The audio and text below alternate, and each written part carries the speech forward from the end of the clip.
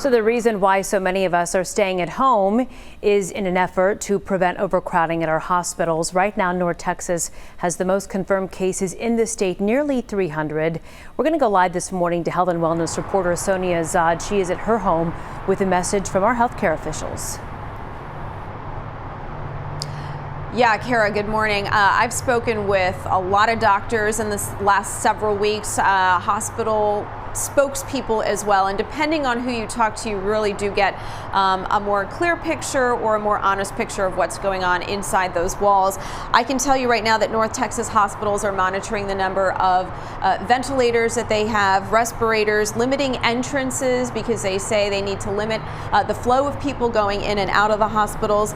Right now, some of them say that they do have just enough PPE, which is that personal protective equipment, to deal with a slight surge should that hit, but they're really worried about a big surge of infections and a lot of people needing space, hospital beds, etc. inside of their hospitals. So here's the deal. Dallas County Health and Human Services predicts that if 40% of the population is infected and nothing is done, there may be a shortage of more than 70,000 hospital beds, okay? Now, if the infection rate is kept down to 2%, the county will have more than enough beds, they say.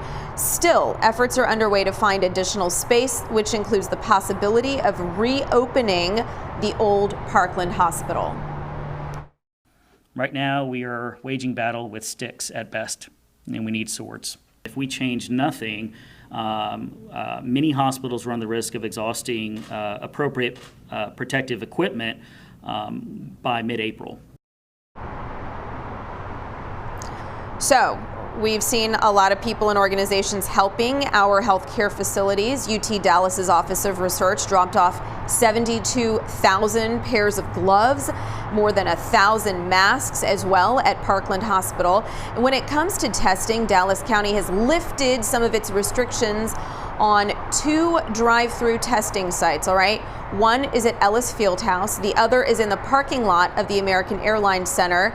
And so now, basically, it doesn't matter how old you are, anyone experiencing COVID-19 symptoms can be tested with a doctor's note. So again, those symptoms include shortness of breath, a cough.